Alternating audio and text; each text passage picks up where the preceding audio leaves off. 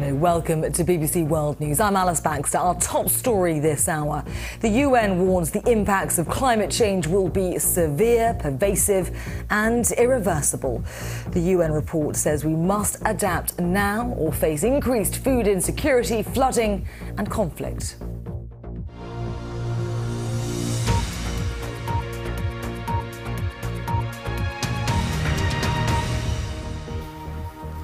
Very warm welcome to the programme. Other stories that we're keeping across for you.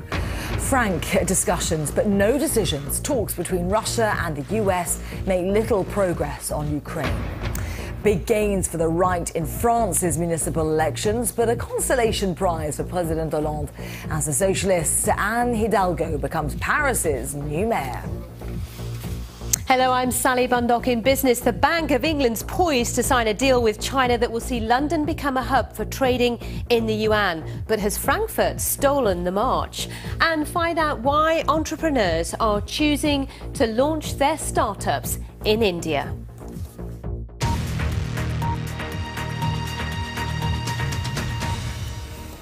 Hello there. Now, the impact of climate change is being felt across all continents and oceans, and it's affecting food security, glaciers and the spread of disease. That's according to the Intergovernmental Panel on Climate Change, which has released its most comprehensive report to date.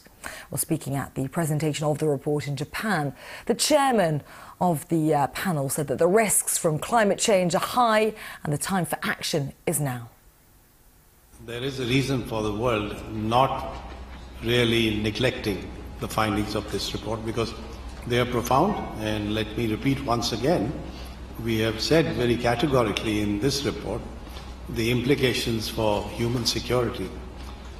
We have reasons to believe that if the world doesn't do anything about mitigating the emissions of greenhouse gases and the extent of climate change continues to increase, then the very social stability of human systems could be at stake.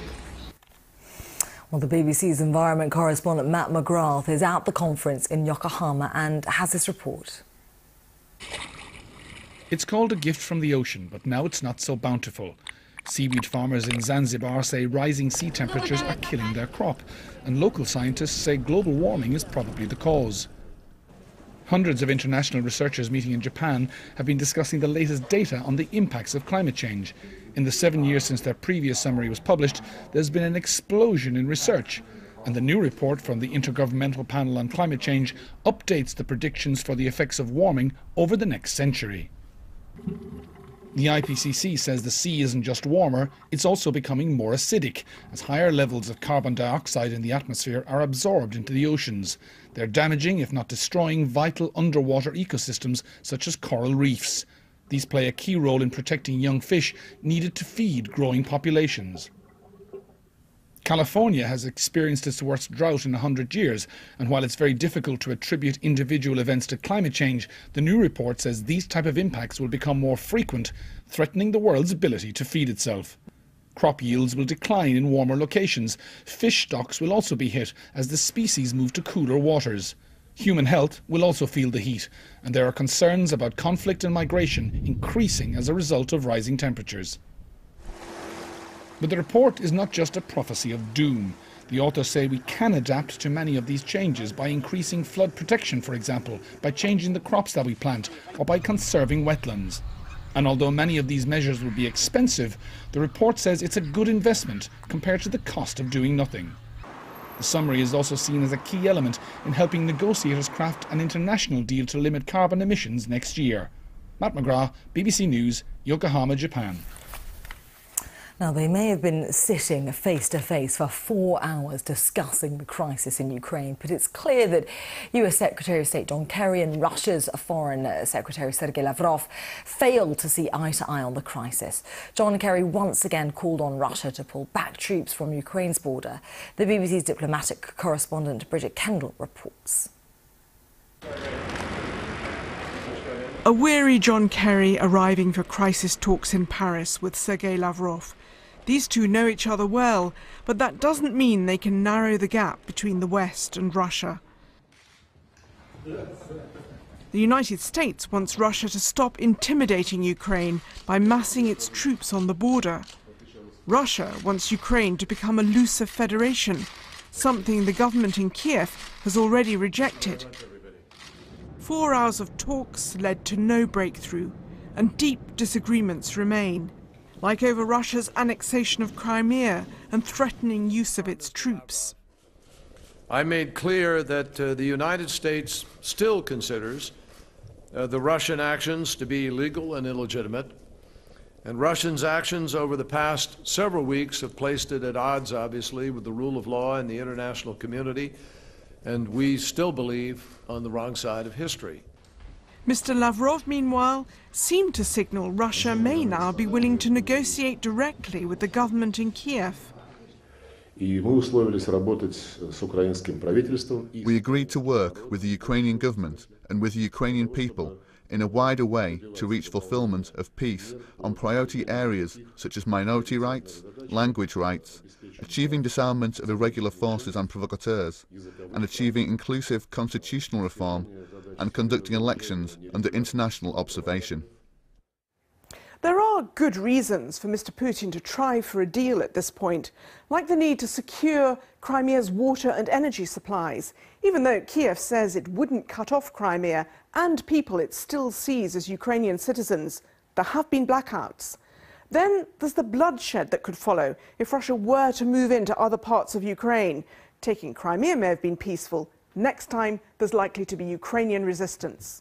And there's the economic cost and diplomatic isolation if Russia pushes this confrontation further. Moscow says sanctions so far have been laughable, but new sanctions would hit harder. But the Russian build-up, as in these pictures near Ukraine's border, tells a different story. Moscow says it's not planning to invade, but the West fears that if Mr. Putin doesn't get his way through diplomacy, he might decide only a military intervention would protect local Russian speakers. Bridget Kendall, BBC News.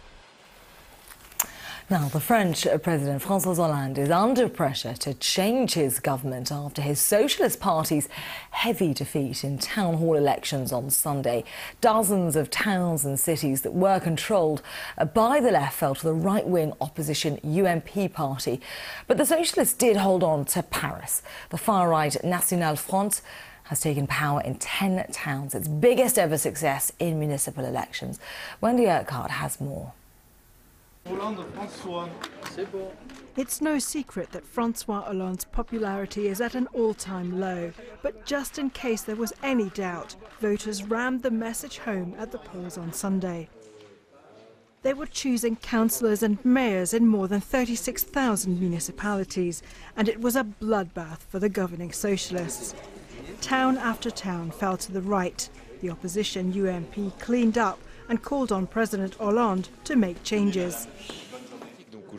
What matters, says Jean-François Cote, is how President Hollande takes this message and how we can change those politics which are completely disastrous for the country. The far-right National Front had its biggest ever success in municipal elections, taking 10 towns. I think more and more French people are trying to get out of the UMP socialist rut, said party president Marine Le Pen. That's why these elections have been a great success for the National Front. The socialists did manage to hold on to Paris. Anne Hidalgo stole victory away from her UMP rival. Je suis la première femme maire de Paris. I am the first woman to be mayor of Paris, she said.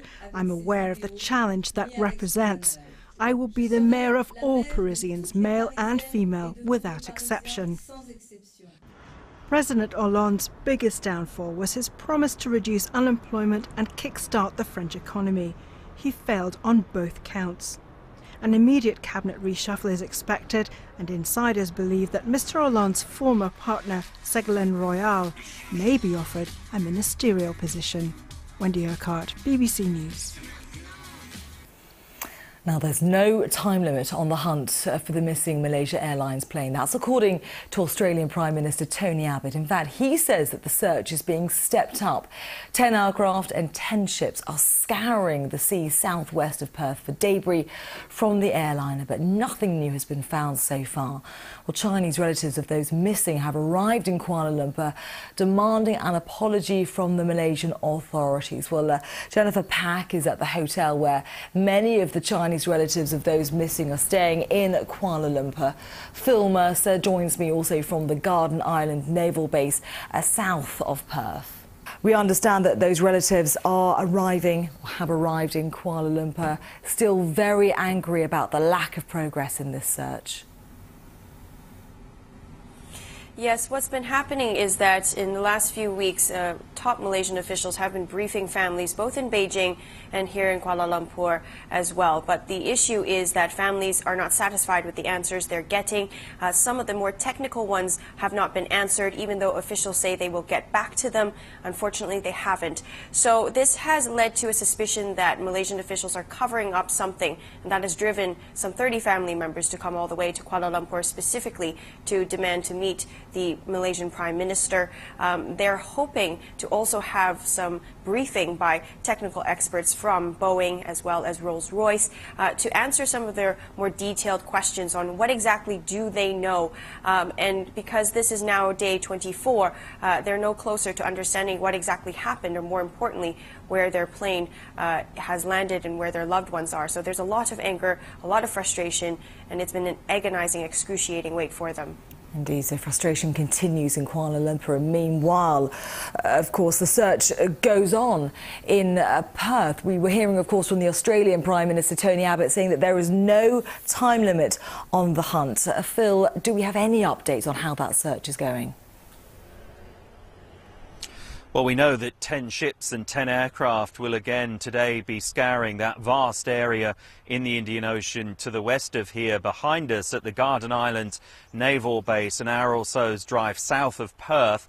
An Australian naval vessel, the Ocean Shield, is preparing to leave today, we think, to join the search. On board some very sophisticated American technology that could detect the black box flight recorders. Now, in order for that to happen, the US crew that's on board the Ocean Shield says that the search area needs to be narrowed down dramatically before that piece of kit can be deployed. So as we heard from the Prime Minister, Mr. Abbott, here in Perth earlier today, the search is intensifying. Those 10 ships and 10 aircraft will be joined by the Ocean Shield that you may be able to see behind my shoulder. Mr. Abbott said that the disappearance of flight MH370 was a mystery that had transfixed the wider world, and he said that if the mystery could be solved, Australia and its international partners would solve it.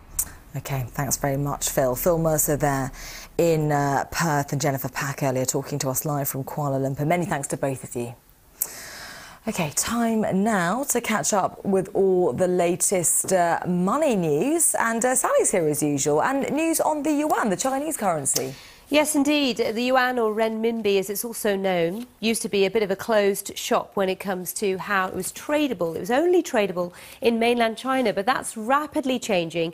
And soon it's expected to rival the euro and US dollar in terms of traded volumes. No surprise then that the competition to be the European trading hub for the yuan has been very stiff indeed. The German Bundesbank and the People's Bank of China signing a deal on Friday to facilitate transactions in the Chinese currency in Frankfurt. Today, London will enter the fray with the Bank of England and China's central bank, expected to sign a memorandum of understanding establishing London as another hub for trade of the Chinese currency. So why is it so important to get this business in Europe? We'll be discussing that with an expert in World Business Report. Also, this time next week, Indians will be heading to the polls at the world's biggest democracy votes for a new leader. And whoever gets the job, the top priority will be kick-starting economic growth there. But despite the slowdown over the past couple of years, the number of startups has been growing in India. And it's not just domestic entrepreneurs setting up new businesses. Some expatriates have decided this is the place to be to launch a brand new idea. We'll be telling you why. Our team in Mumbai have been investigating. That's also in the programme and all the other business and money and markets news. I'll see you in about 20 minutes. Looking forward to it. See you then, Sal. Well, do stay with us here on BBC News. Still to come, we take a look at the UK's immigrants whose visa conditions have forced them to work in conditions that amount to modern slavery.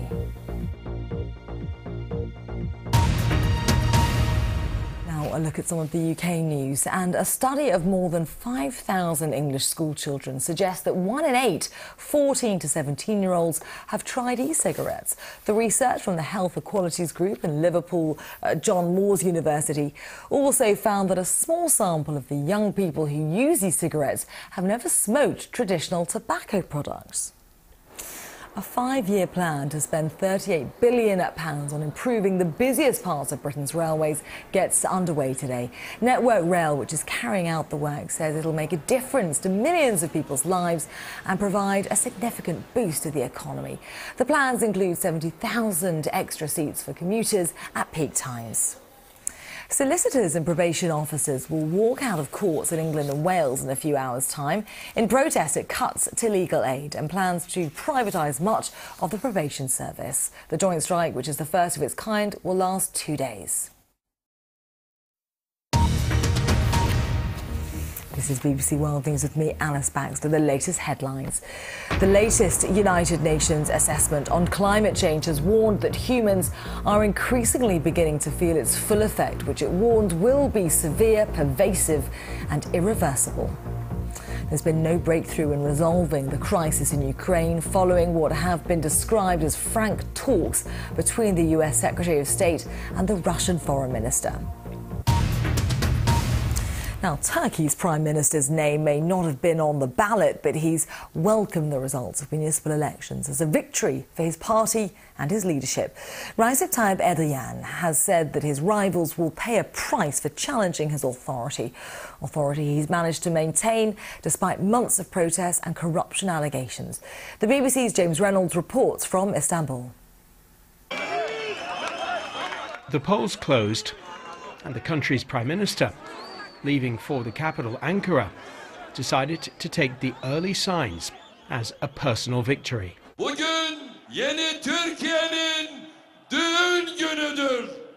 This is the wedding day of the new Turkey. Today is the victory day of the new Turkey. 77 million united and together as brothers. Earlier, at a polling station in Istanbul, Recep Tayyip Erdogan's supporters were desperate to get a look at him.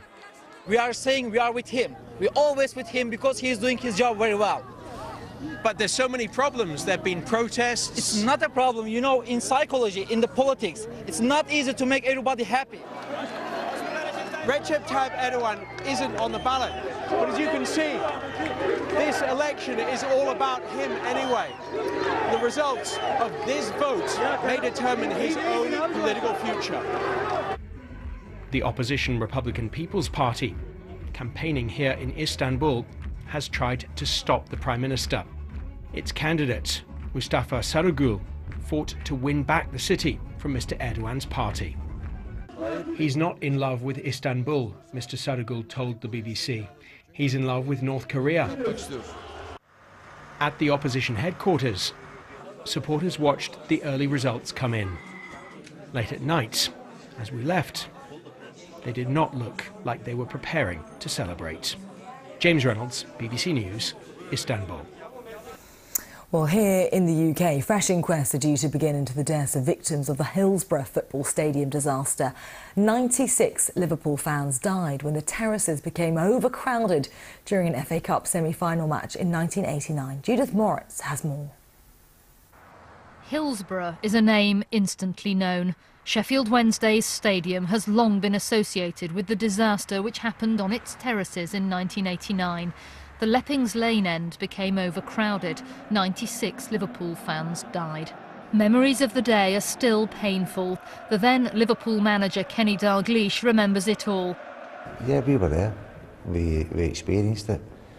What about the people, the families, the mothers, the fathers that were on television, watching it on television? What a horrible experience that must have been. There's been a catalogue of inquiries and investigations before, but today new inquests will begin at this purpose-built courtroom in Warrington. James Aspinall was at Hillsborough for his first away match. He was 18. His mother has been working towards the new inquests with other bereaved relatives. A lot of the families will find out an awful lot of things that they did not know about before, and I think that is going to be a very difficult time for them. I think I might find out something about James. The story of every one of the 96 victims will be told through the new inquests. Over the coming year, new light will be shone on Britain's worst sporting disaster. Judith Moritz, BBC News. Now, campaigners in the UK say the government is licensing modern slavery with its visa rules for domestic workers. Since April 2012, they've been tied to one employer after arriving in the UK, meaning that they can't move jobs. Well, charities here in the UK say that the rules must be reversed, as they do allow abusive employees to demand extremely long hours and withhold pay, and in some cases, food. Well, our reporter Divya Tall has been investigating this further. The City of London, among the world's richest capitals. And each year, thousands of wealthy foreigners come to live here, bringing with them their domestic staff. But behind the closed doors of some of the rich and powerful, there are hidden stories of abuse, control and exploitation faced by many foreign domestic workers who come to Britain to work in the homes of the wealthy. Stories like Alia's, a single mother from the Philippines who came to the UK with her Arab employers. She says she was treated like a slave. They treat me not well, and they're always shouting me, screaming on me and saying I'm stupid, do this, do that. I don't have any break, just to look after their children. They're going out. They never let me to go out. My employer told me, if you're gonna go out, the police will catch you. Alia eventually ran away, but she's now become an illegal migrant and has gone into hiding. Free online practice questions. Let's try that one. Alia's experience is shared by many women in this group. It's made up of and run by migrant domestic workers, and each Sunday they meet here to learn English. Many in the room have managed to escape abuse. You hear stories of very disturbing treatment, including people being physically locked in, allowed very little food, and sometimes having endured even physical abuse, but definitely psychological abuse, being regularly shouted at, screamed at, sleep deprivation, so working all hours and woken up all hours, maybe even sleeping in the kitchen or in the lounge, so having no private time or time off at all. Charities fear the situation has become worse for domestic workers since immigration rules were changed 2 years ago, banning them from changing their employer once in the UK. It's been compared to the kafala system operating in some Arab countries like Saudi Arabia and Qatar, where migrant workers are tied to a sponsor. But the British government says it will help domestic workers who face abuse return home. For some, like Alia, going back just isn't an option. I don't want to leave because I need money. I need to support my children because I am a single mom. They are only depending on me.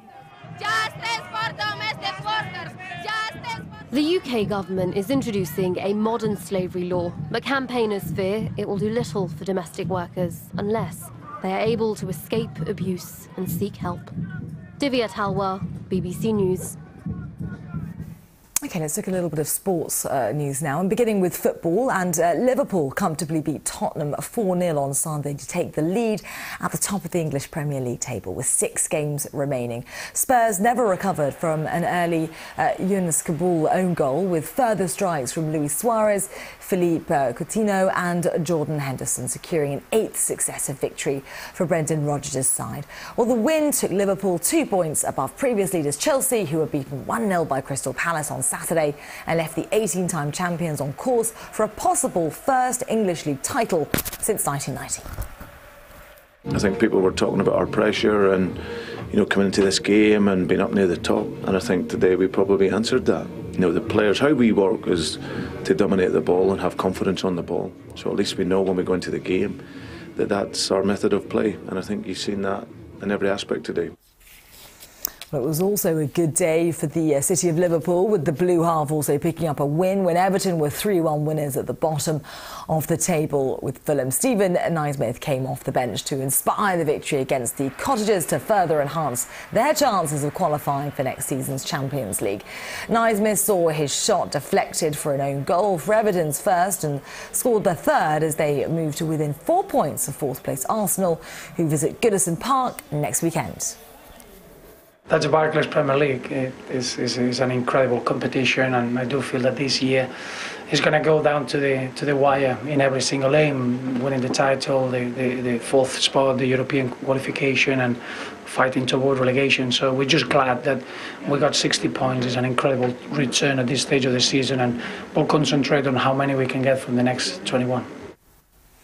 Now, a reminder of our top story. The latest major assessment on climate change warns that humans are increasingly beginning to feel its full effect, which it warns will be severe, pervasive and irreversible. The Intergovernmental Panel on Climate Change highlights food security as a significant area of concern as rising temperatures begin to affect agriculture. It also says hundreds of millions will be hit by flooding and warns the changes could also speed up the spread of illnesses. Coming up in just a couple of minutes, Sally with all the latest business news here on BBC World News. Do stay with us.